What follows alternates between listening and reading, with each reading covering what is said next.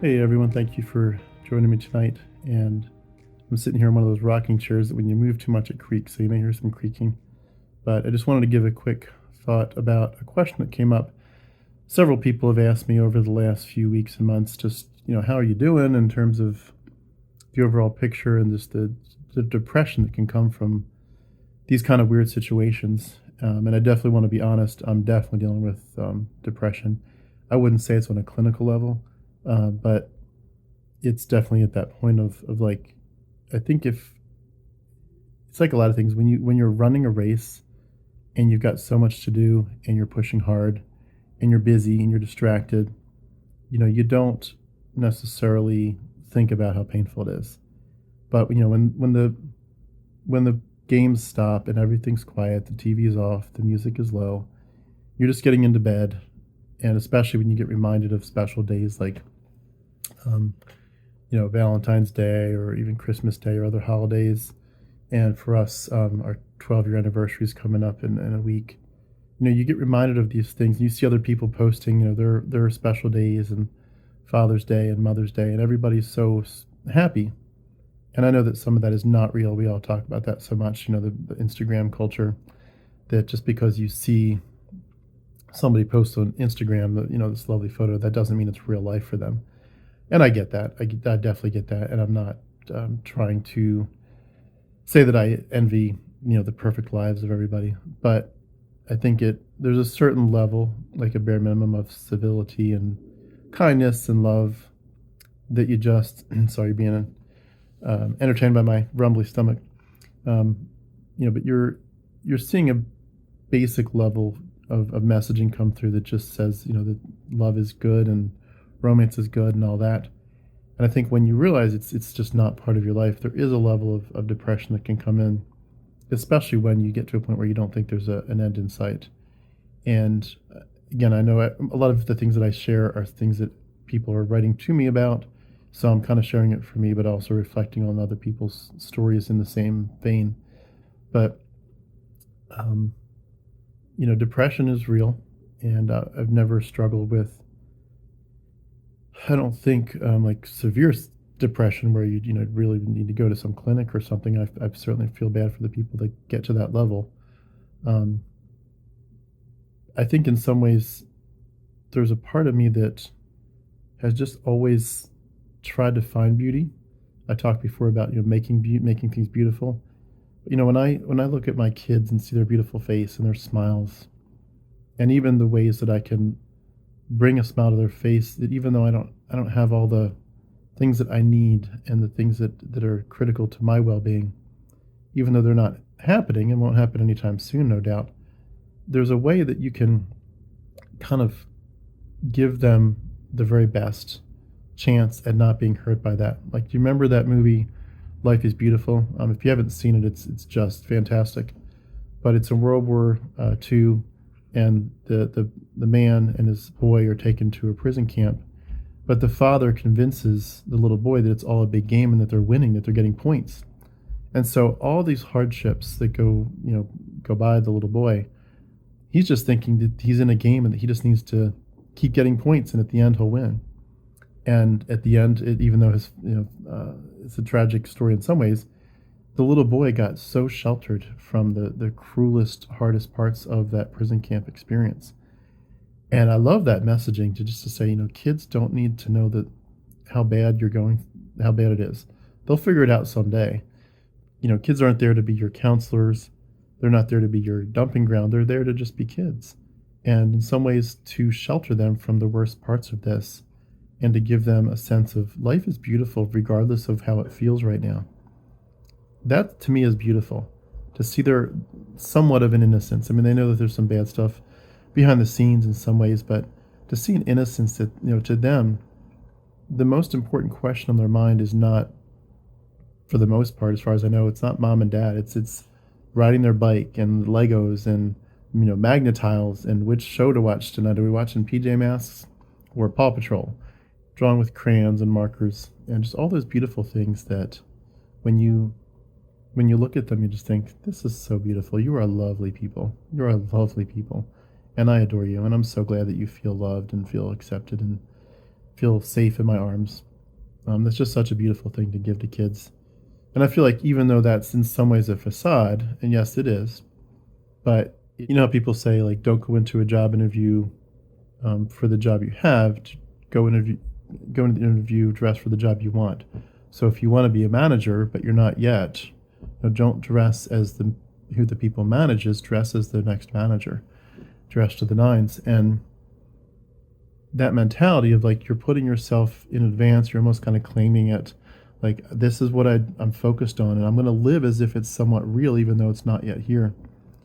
I'm going to live as if my kids are in a home that is with two parents who dance and love each other, give each other hugs and kisses and say goodnight and sweet dreams and all that, where kids look at the mom and dad and just smile.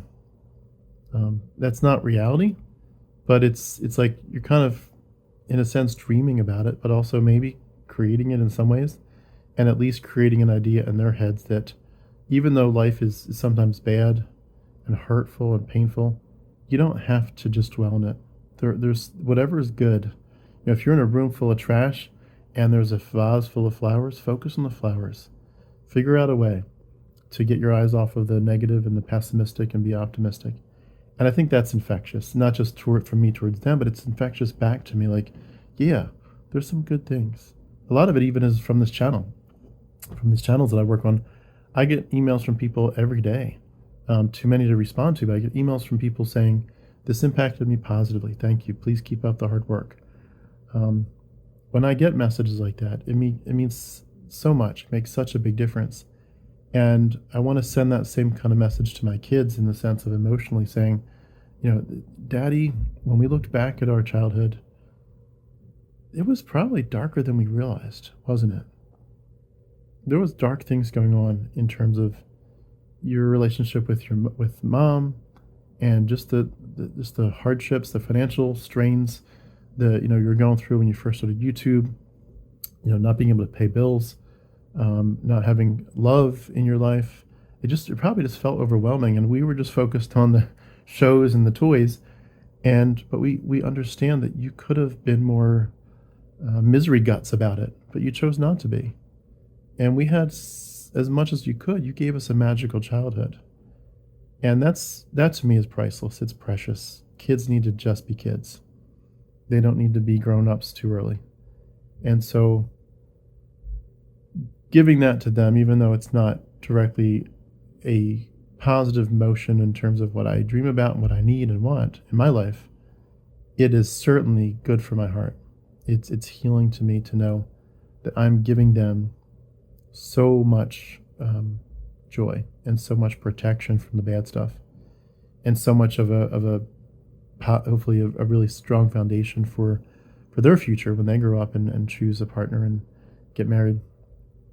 But just to wrap this up, I definitely do struggle with depression. I'll be honest. I don't want to, I'm of course going to smile for my interviews because you're on camera, and you're the interviewer, and you're supposed to show up big. And I do want to show up big, but I think this channel is more for kind of letting your hair down, so to speak, and being honest and open. I struggle with it, no doubt about it.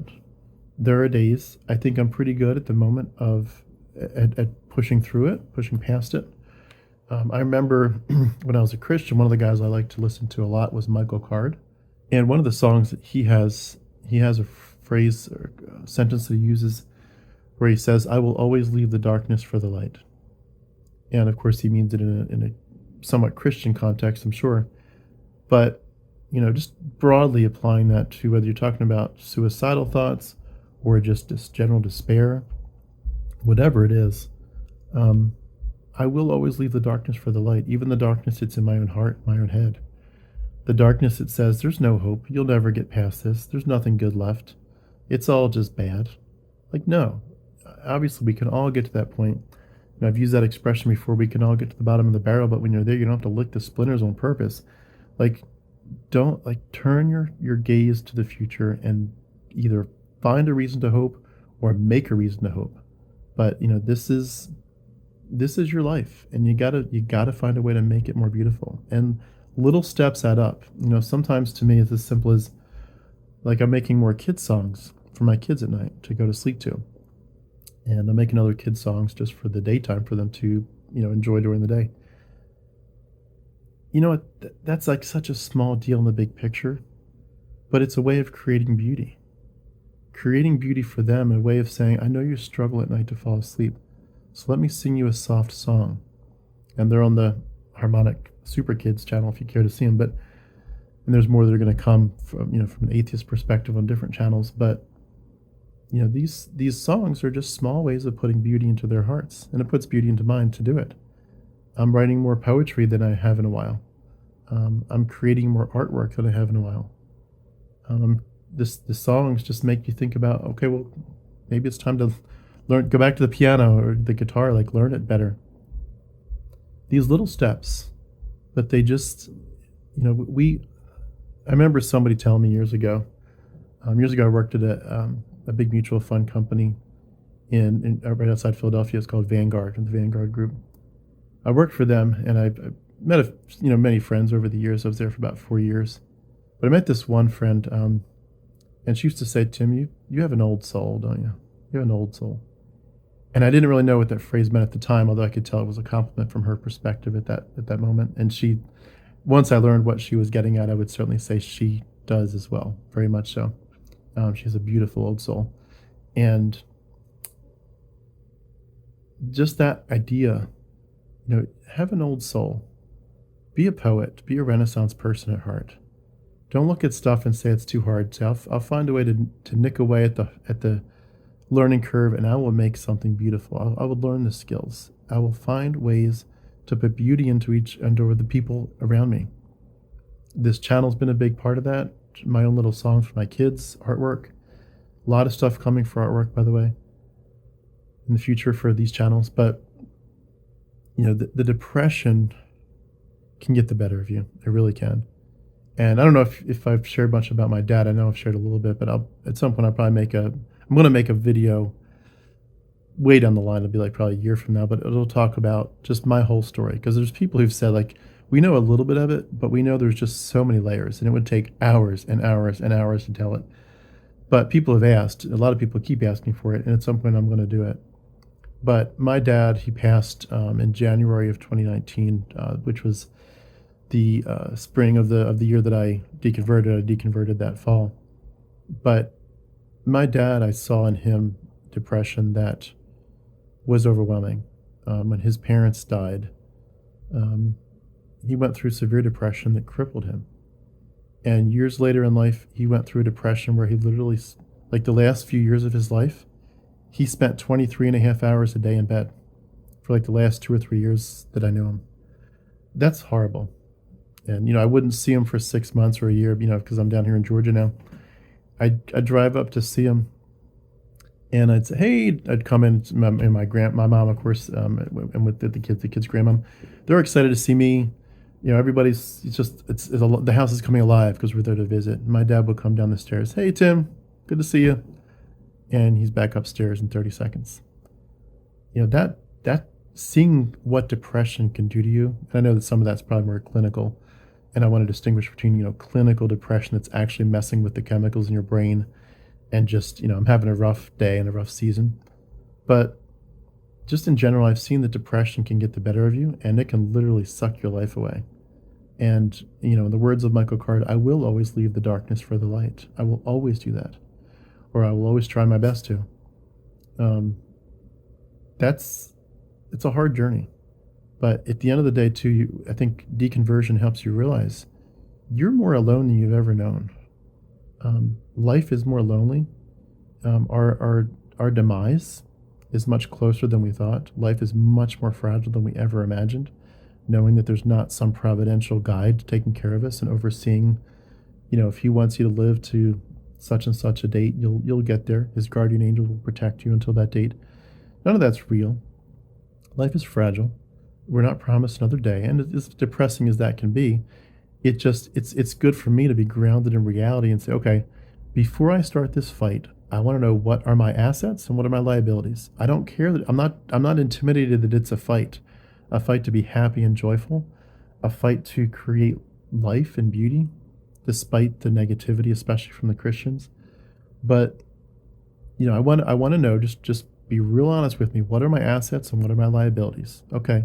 Your assets are you have a free mind and mythology is now removed from the table. The liabilities are you have a lot of healing to do and you now have to embrace the impacts of nihilism and the reality that your life is fragile and it could be short. You don't know and you have to deal with those unknowns. But now that you know them, now that you know that's where you're at, you're not any better or worse than you were before. You're not any better or worse than anybody else. This is where you're at for today. You have today, and you might have tomorrow, and you might have many tomorrows. But whatever you have right now. And knowing what you have, and knowing that there's a chance that there'll be plenty of days to come, if that's the truth, and if that's the possibility, then what will it take to make those days the most beautiful, precious, heartwarming, lovely days you can make them for yourself and for other people? And what will it take for you to learn new things and to share that knowledge in a way that blesses people, to create new things in a way that warms their hearts, and just to be the kind of person that's looking outwards? I know we always, as Christians, talked about being selfless, and there's certainly incredible value in becoming somewhat selfish. Very critical. It's okay to just say what you want. It's okay to say, I'm not here to just always give. I'm not a servant of Christ. I'm not a servant of everybody. I can be selfish. It's good to be able to say that.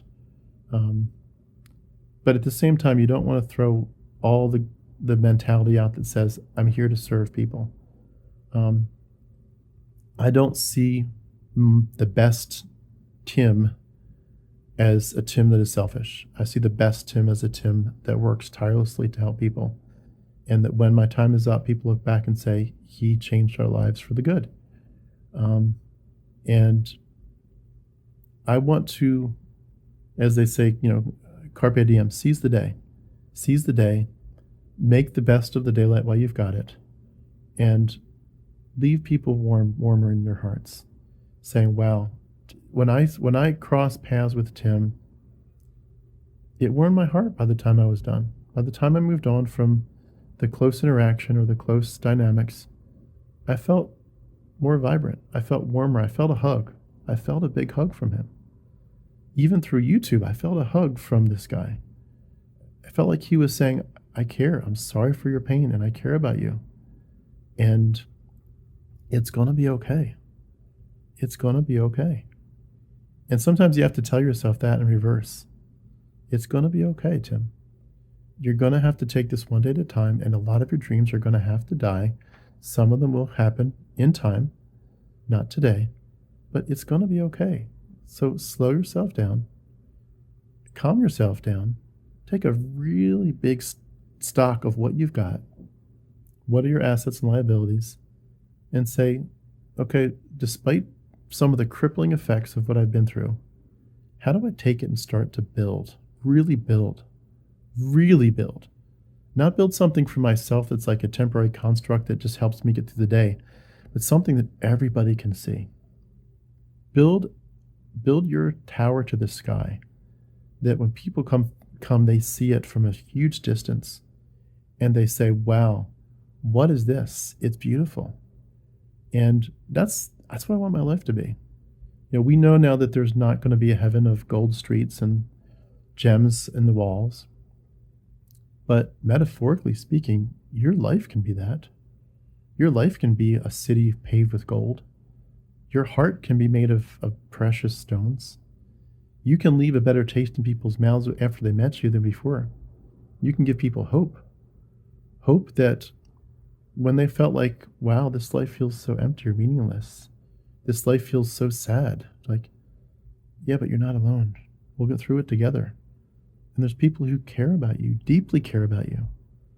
And I'm not lying. I know YouTube is like, okay, it's me on this side and many, many people on the other side of the camera, of the screen watching, but I truly care about my audience. Like, I truly care about people. And it grieves me that I don't have time to just sit and answer emails all day. That just is like, oh, people are waiting. Some people wait a month or two or more for an answer from me. But I still care. I think about people and their well-being nonstop. It's like it's a weight of burden, but it's also a privilege and an honor because, you don't get to people don't always get to open. People don't always open up their hearts and their minds to you. A lot of people have to keep up that facade of, oh, my life is fine. I'm good. How are you? Thank you.